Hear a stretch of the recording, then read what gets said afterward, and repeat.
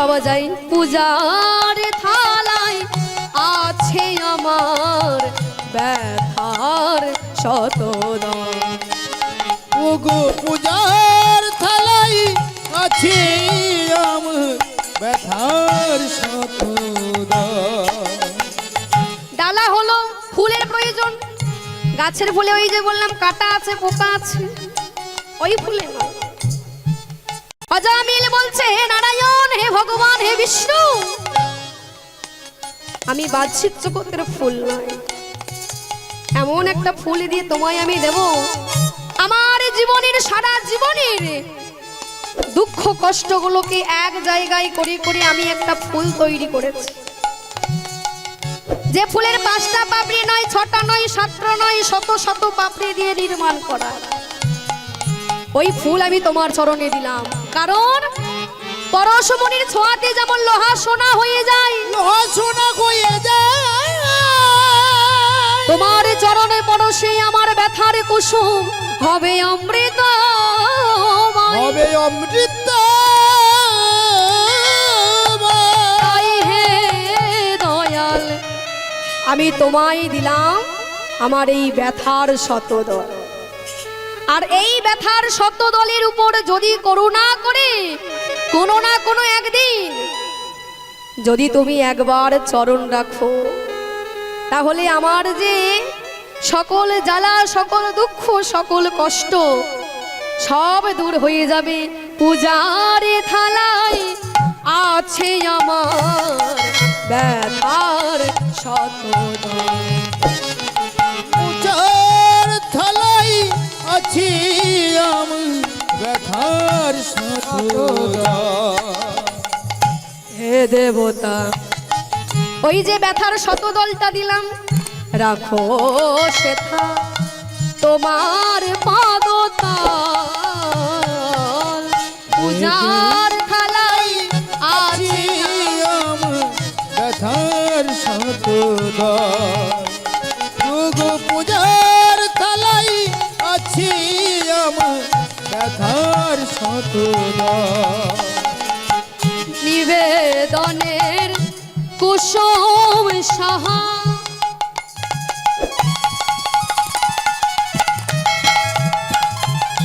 লও হে প্রভু আমায় লহ নিবেদনে কুসুম সখ, লৌকে প্রভু আমায় লখ। ওহ নিবেদনের কুসুম সাহা। হে প্রভু, ওই যে তোমায় ব্যথার শতদল দিলাম, তার সঙ্গে তুমি আমায়ও নিয়ে নাও। নিবেদনের কুসুম সহ লও হে প্রভু আমায় লহ। নিবেদনে কুসুম সখ, লৌকে প্রভু আমায় লখ। ওগো যেই আগুনে আমায় দহ, আর জয়া গুণে আমায় রাখ। ওগো যেই আগুনে আমায় দহ, আর জয়া গুণে আমায় রাখ। দয়াল সেই আগুনে আরতি দিয়ে কেঁদেছি উজ্জ্বল। আর পূজার থালায় আছি আমার ব্যথার শতদল। পূজার থালায় আছি আমার ব্যথার শতদল। নারায়ণ, ওগো নারায়ণ, ডালা হলো, ফুল হলো, এবার মায়েরা দক্ষিণার প্রয়োজন আছে। দক্ষিণা কি দেবেন? দক্ষিণা কি দেবে? আচ্ছা মায়েরা, আমরা দক্ষিণা কি দিই? কি দক্ষিণা দিন একটু কথা বলবেন? চাল, ডাল, আলু, টাকা পয়সা দিয়ে থাকে। আজকের কি হয়েছে? আজকে অজামিল বলছে হে নারায়ণ, আমি তোমায় ওই দক্ষিণা দেব না। দক্ষিণা আছে, আপনারা চাইলে সবাই দিতে পারেন এমন দক্ষিণা, যেটা হলো আমাদের দেহ দক্ষিণা, আত্মসমর্পণ। যদি ভগবানের কাছে আত্মসমর্পণ করতে পারো, তার মতো বড় দক্ষিণা আর হয় না। যে দক্ষিণা করেছিল বলি মহারাজ, রাধে রাধে। দান যজ্ঞ করেছিল, যে দান যজ্ঞে ভগবান ছোট্ট বেটে একটা মানুষ ভগবান বামন রূপ ধারণ করে এসেছিল বলি মহারাজের কাছে, মহারাজ মহারাজ দান দাও, দান দাও মহারাজ। বলি মহারাজ বলে উঠল, বলো ব্রাহ্মণ ঠাকুর কি দান চাই? ভগবান বলে উঠল, দানে যে আমি দেব, দানে যে আমি চাইব, তবে তার আগে আমার কাছে 3 সত্য অঙ্গীকার করতে হবে যে আমি তোমার কাছে যা দান চাইবো তুমি আমাকে তাই দান দেবে। বলি কি দান চাই তোমার? যে কি এমন আমার এত কিছু আছে, এমন দান চাইবে যে তার জন্য তোমার কাছে আমাকে 3 সত্য অঙ্গীকার করতে হবে? বলে হ্যাঁ, আগে 3 সত্য অঙ্গীকার করো যে আমি যা দান চাইবো তুমি তাই দেবে। ওখানে উপস্থিত ছিল বাবা বলি মহারাজের গুরুদেব শুক্রাচার্য। শুক্রাচার্য করলেন, মনে মনে ভাবলেন এ কেমন ভক্ত, এ কেমন দান যে কিনা দান নেবে। আমার শিষ্যের এত কিছু রয়েছে, এত সম্পত্তি, যার জন্য আবার দান নেওয়ার জন্য তার কাছে আবার 3 সত্য অঙ্গীকার করতে হবে। দেখে তো মনে হয় নাই যেমন তেমন ভক্ত বলে। দেখি একবার এইবার শুক্রাচার্য করেছে কি, যেই না তপস্যায় বসলেন, তপস্যায় দেখলেন, দেখে চমকে গেলেন, এ তো কোনো সাধারণ মানুষ নয়, এ তো আমার ভগবান এসেছে। ভগবান উপায় কি? ভগবান এসেছেন মানে সবকিছু নিয়ে নেন। তাহলে আমার শিষ্যের যে বড় বিপদ, আমাকে রক্ষা করতে হবে। আর রক্ষা করবার জন্য ছুটতে ছুটতে গেল বলির কাছে। বলি বলি রে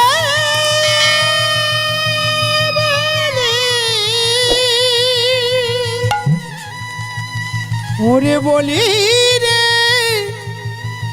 3 সত্য অঙ্গীকার করিস না রে। বলি শোন, বলি এই অঙ্গীকার তুই করিস না, বলি করিস না এই 3 সত্য অঙ্গীকার। বলি মহারাজ বলে উঠল, কেন করব না? কিসের জন্য করব না? বলি এই যে ভগবান এসেছে রে, ভগবান এসেছে, তোর সবকিছু নিয়ে নেবে, তুই 3 সত্য অঙ্গীকার করিস না। বলি মহারাজ বলে উঠল, দাঁড়াও দাঁড়াও গুরুজি, ভগবান হোক আর কোনো সাধারণ মানুষ হোক, আমি দান যজ্ঞ করেছি দান দেওয়ার জন্য। এইবার দান যজ্ঞ করে যদি আমি কাউকে খালি হাতে ফিরিয়ে দিই, এবার লোকে যদি জিজ্ঞাসা করে যে বলি মহারাজ তোমায় কি দান দিয়েছে, আর সে যদি বলে না বলি মহারাজ আমায় দান দেয়নি, ফিরিয়ে দিয়েছে, তাহলে তোমার অসম্মান হবে, আমার অপমান হবে। আর এই অসম্মান, এই অপমান আমি কিছুতেই সহ্য করব না। তাতে যদি আমার সর্বস্ব হারা হতে হয়, তাতে যদি আমার প্রাণ চলে যায়, তাই যাক, তাই চলে যাক, কিন্তু 3 সত্য অঙ্গীকার আমি করব, করব, করবই। বলি মহারাজ কথা শুনলো না, কিন্তু শুক্রাচার্য কি করবে? শিষ্যকে তো বাঁচাতে হবে। উপায় না পেয়ে বলি মহারাজ বললে, এই যে শোনো শোনো প্রজাগণ, ছুটে যাও, ছুটে গিয়ে আমার কুমণ্ডলী নিয়ে এসো। যেই প্রজাগণ কুমণ্ডলী আনতে গিয়েছে, শুক্রাচার্য করেছে কি, ছোট্ট একটা কীট রূপ ধারণ করে ওই কুমণ্ডলীর মধ্যে বসে ওই ছোট্ট ছিদ্র দিয়ে আটকে বসে, আর ওই ছিদ্রটা দিয়ে একটা চোখ বের করে বাইরে দেখছে কি হচ্ছে। এইবার যেই প্রজাগণ এসে হাতে জল ঢালবে, বলি মহারাজের হাতে জল পড়ে। কি করে পড়বে? বলি তার মধ্যে তো ওই যে শুক্রাচার্য বসে আছে, কি করে পড়বে? ভগবান দেখুন চতুরের শিরোমণি, ভগবান বলছে দাঁড়াও একটা কাজ করো। কি কাজ? কি কাজ করতে হবে? ভগবান বলল, মনে হয় অনেক দিন ধরে কুমণ্ডলী পড়ে আছে, তো মনে হয় ভিতরে কোনো নোংরা আটকে আছে, একটা কাঠি দিয়ে খোঁচা মারলেই ঠিক হয়ে যাবে। একটা কাঠি নিয়ে ভগবান করেছে কি, যেই না ওই ছিদ্রতে কোচা দিয়েছে, অমনি সঙ্গে সঙ্গে চিৎকার করে উঠল, অন্ধ হয়ে গেলাম, অন্ধ হয়ে হয়ে গেলাম অন্ধ হয়ে গেলাম রে অন্ধ হয়ে গেলাম বলি রে আমি অন্ধ হয়ে গেলাম রে অন্ধ হয়ে গেলাম একটা চোখ ধরে বাইরে বেরিয়ে এলো চুমকি উঠল বলি মহা গুরুজি কি গুরুজি তুমি এই কুমণ্ডলীর মধ্যে কি করছিলে বলি রে তুই যাতে এই 300 অঙ্গীকার না করতে পারিস তার জন্য আমি কুমণ্ডলীর মধ্যে প্রবেশ করেছিলাম কিন্তু তার পরিবর্তে আমার একটা চোখ অন্ধ হয়ে গেল আমি কানা হয়ে গেলাম অন্ধ হয়ে গেছি আমি কাঁদতে কাঁদতে শুক্রাচার্য চলে গেল কিছুতেই আটকাতে পারলো না ওই 300 অঙ্গীকার এইবার বলি মহারাজ করেছে কি হাতে জল নিয়ে 300 অঙ্গীকার করলো শোনো বামন ঠাকুর এই যে এই গঙ্গার জল নিয়ে আমি তোমার সামনে 300 অঙ্গীকার করছি আমি প্রতিজ্ঞা করছি তুমি আমার কাছে যা দান চাইবে আমি তোমাকে তাই দান দেব দেব দেব বলো তুমি কি দান চাও ভগবান যেই না বুঝতে পেরেছে এইবার ভগবান করলেন বলল শোনো বলি মহারাজ যদি দান দিতেই হয় তাহলে তুমি আমাকে ত্রিপাদ ভূমি দান করো হেসে উঠল বলি মহারাজ বামন ঠাকুর হাসালে আমায় তুমি আমি ভাবলাম তুমি আমার কাছে কি না কি চাইবে হয়তো আমার কাছে এমন একটা জিনিস সে বসবে যে আমি তোমাকে কোনোদিন দিতেই পারবো না এই তো তুমি একটা ছোট্ট মানুষ তার উপরে আবার ত্রিপাদ ভূমি ঠিক আছে এই তো ছোট ছোট পা ঠিক আছে তুমি কোথা থেকে নেবে তুমি নিয়ে নাও ভগবান অনুমতি পাওয়ার সঙ্গে সঙ্গে করলো কি বিশাল রূপ ধারণ করলো আর বিশাল রূপ ধারণ করে একটা পা রাখলো স্বর্গে আর একটা পা রাখলো মর্ত্যধামে ওই দুটো পায়ে স্বর্গ মর্ত্য সবকিছু নিজের অধীনে করে নিল রাধে রাধে ভগবান করলো কি একটা নাভি কমল থেকে চরণ বের করলো চরণটা দোলাচ্ছে আর বলছে বলি বলি রে এই চরণটা আমি কোথায় রাখবো ভগবানের এমন রূপ দেখে ভগবানের এমন অপরূপ সুন্দর রূপ দেখে থমকে গেল বলি মহারাজ নারায়ণ হে ভগবান আমি তোমায় চিনতে পারিনি ভগবান তুমি আমার কাছে এমন ভাবে এলে যে আমি তোমাকে বুঝতে পারিনি তবে আমি যখন কথা দিয়েছি আমি যখন 300 অঙ্গীকার করেছি আমি তোমাকে ত্রিপাদ ভূমি দান করবই কিন্তু বলি দুই পায়ে তো আমি সবকিছু নিয়ে নিলাম এই নাভি কমল চরণটা আমি কোথায় রাখবো আর তো কোনো জায়গা নেই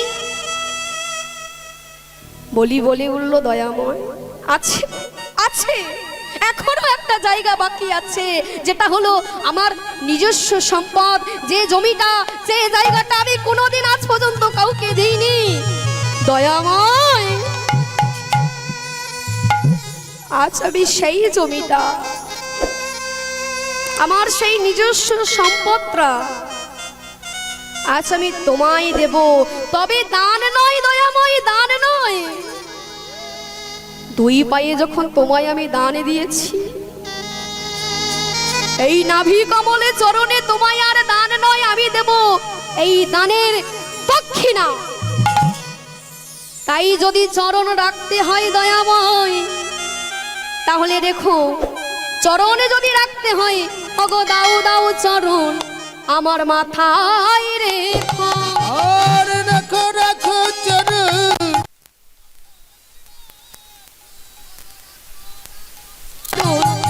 মাথায় রেখো রাখো রাখো চরণ মাথায় রাখো আমি আর তো কিছু চাই না হরি রাখো রাখো রাখো চরণ মাথায় রাখো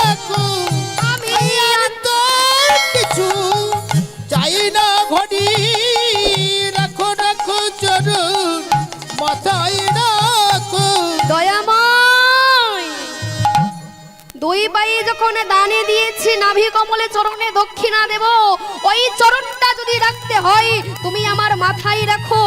মাথাটা পেতে দিয়েছিল এই যে দেহ দক্ষিণা, যে দেহ দক্ষিণা করেছিল বলি মহারাজ। তাই আপনারা চাইলেও দিতে পারেন এই দেহ দক্ষিণা।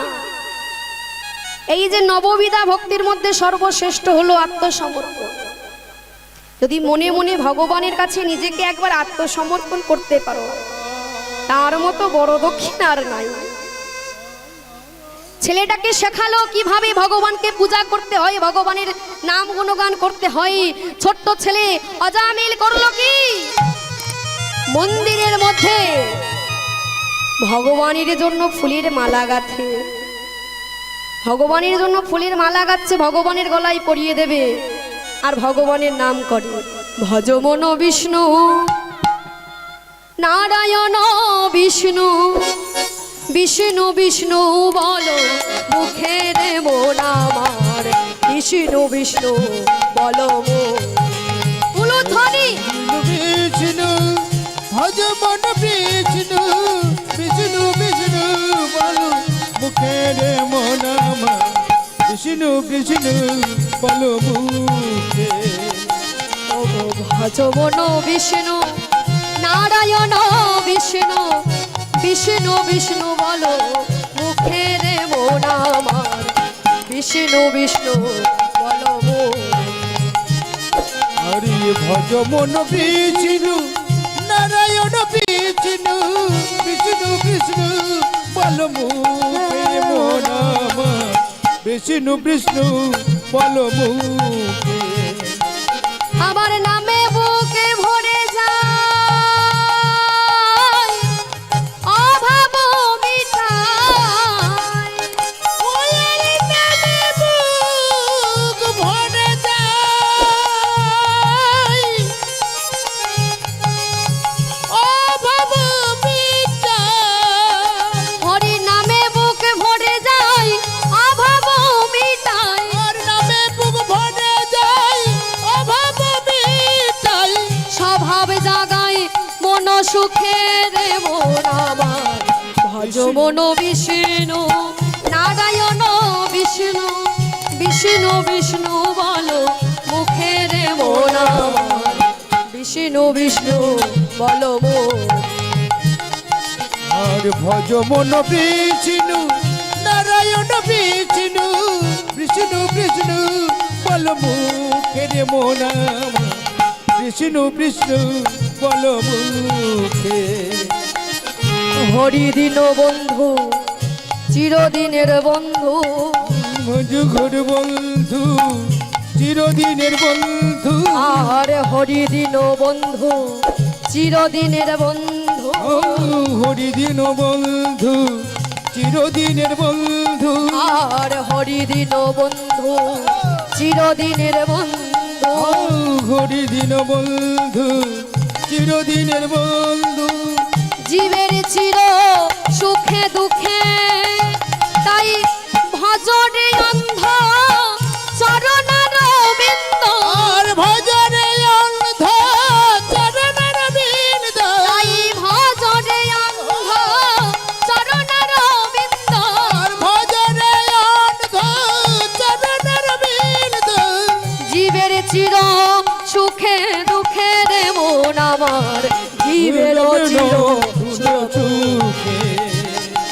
আর ভজ মন বিষ্ণু নারায়ণ বিষ্ণু বিষ্ণু বিষ্ণু বল মুখে রে মন আমার, বিষ্ণু বিষ্ণু বলো মন আমার, বিষ্ণু বিষ্ণু বলো মন আমার। আর বিষ্ণু বিষ্ণু বল নিতাই গৌরী প্রেমানন্দে হরি বল হরি বল।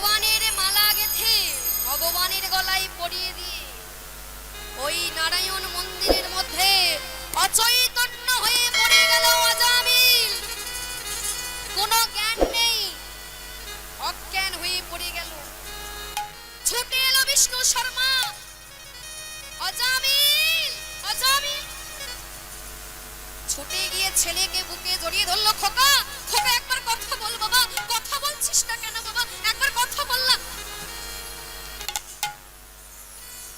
পিতার আত্মনাদ আকাশ বাতাস মুখরিত করে ব্রাহ্মণদের কর্ণকুহরে প্রবেশ করল। ব্রাহ্মণদের কর্ণকুহরে প্রবেশ করলো। ছুটে এলো ব্রাহ্মণ পাড়ার ব্রাহ্মণরা। একই একই কি হলো গো বিষ্ণু শর্মা, কি হলো? বিষ্ণু শর্মা বলে, দেখো না ব্রাহ্মণ ঠাকুর, আমার ছেলে ভগবানের সেবা দিচ্ছিল, ভগবানের গলায় মালাটা পরিয়ে দিয়ে অচৈতন্য হয়ে পড়িয়ে রইল, দেখো না কি হয়েছে। ব্রাহ্মণরা বলে উঠল, অভিশাপ অভিশাপ, এই যে অভিশাপ আর তোমার কুকর্মের ফল দুয়ে মিলেমিশে কি হয়েছে জানো?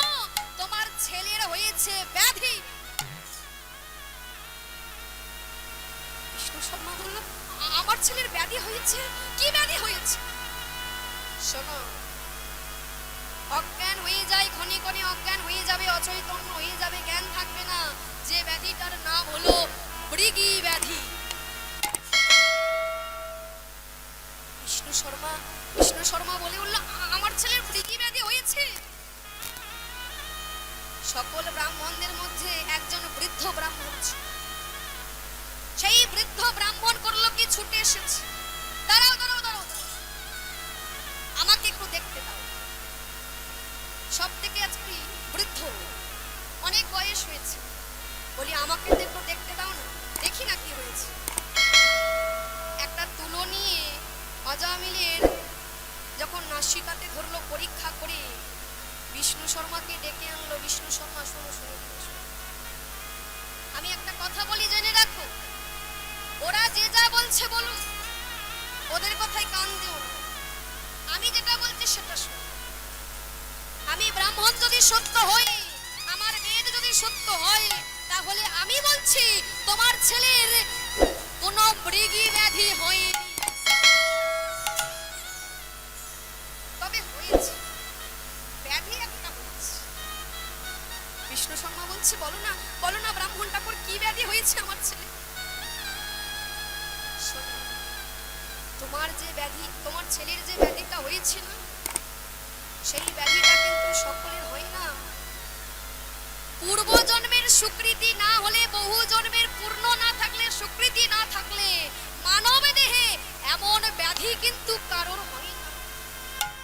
ব্যাধিটার নাম কি? ব্যাধিটার নাম হলো ভগবত অনুরাগ ব্যাধি, কৃষ্ণ অনুরাগের ব্যাধি। তাহলে এর কি কোনো উপায়, ওষুধ নেই? বলে শুনুন, মৃগী ব্যাধি হলে তার তো ওষুধ আছে, কিন্তু এ ব্যাধির কোনো ওষুধ হবে না, একটাই উপায়। বলে এই ব্যাধিটা হয় কিভাবে? বলে ব্যাধিটা হয় ভগবানের অদর্শনে যে বিরহ জ্বালা, বিরহ যন্ত্রণা, ওই বিরহ জ্বালা, ভগবানের দর্শন না পেতে পেতে যে বিরহ জ্বালা জন্মগ্রহণ করে, ওই জন্মের এমন করে জন্ম হয় ওই যে কৃষ্ণ অনুরাগের ব্যাধি। তবে শোনো, যতদিন না পর্যন্ত কৃষ্ণ দর্শন পাবে, ততদিন পর্যন্ত এই কৃষ্ণ অনুরাগের ব্যাধি কিন্তু সারবে না।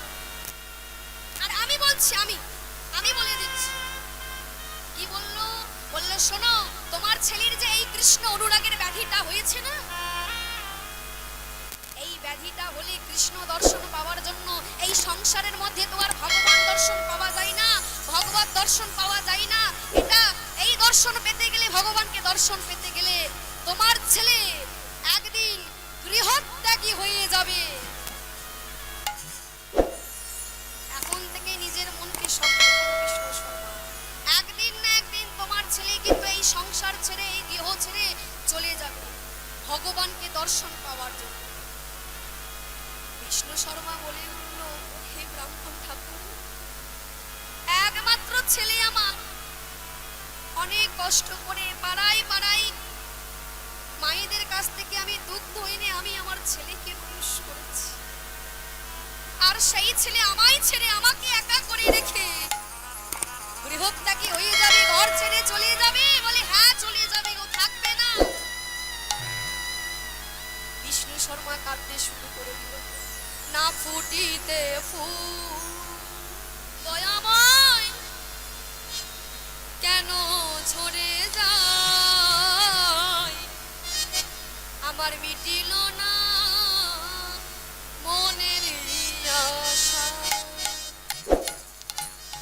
না ফুটিতে ফুল কেন ঝরে যায়, মিটিল না মনের আশা। না ফুটিতে ফুল কেন ঝরে যায়, আমার মিটিল না মনের আশা। আরে না ফুটিতে ফুল কেন ঝরে যায়, মিটিল না মনের আশা।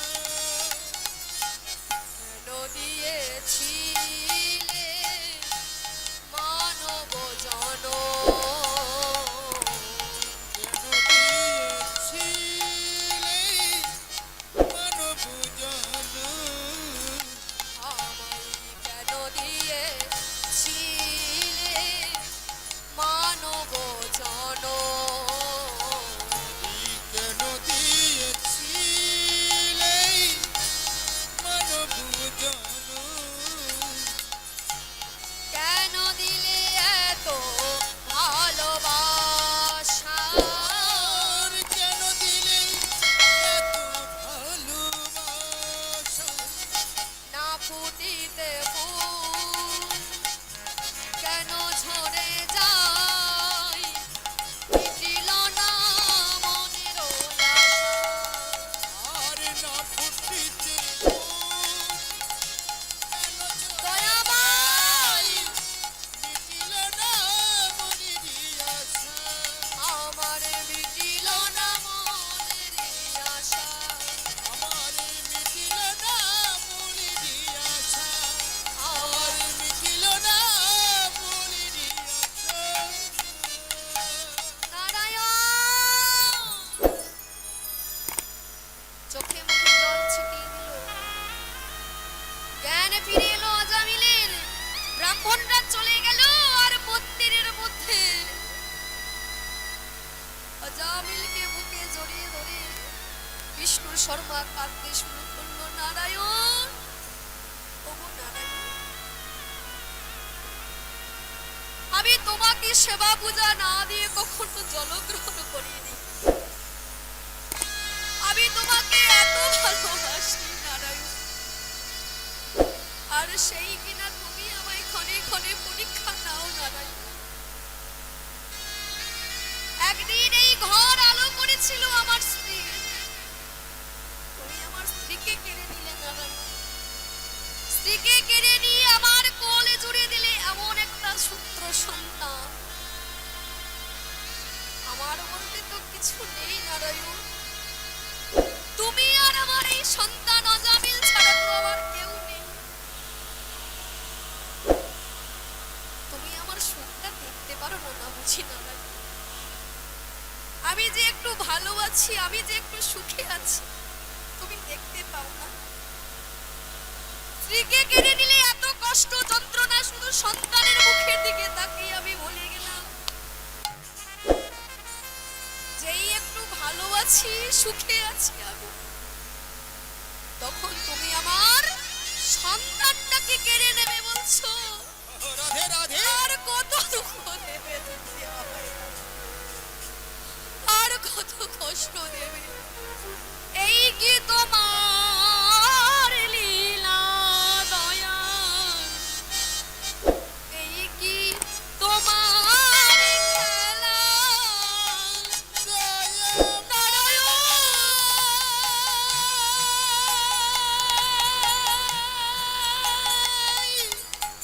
নারায়ণ, তোমার লীলা,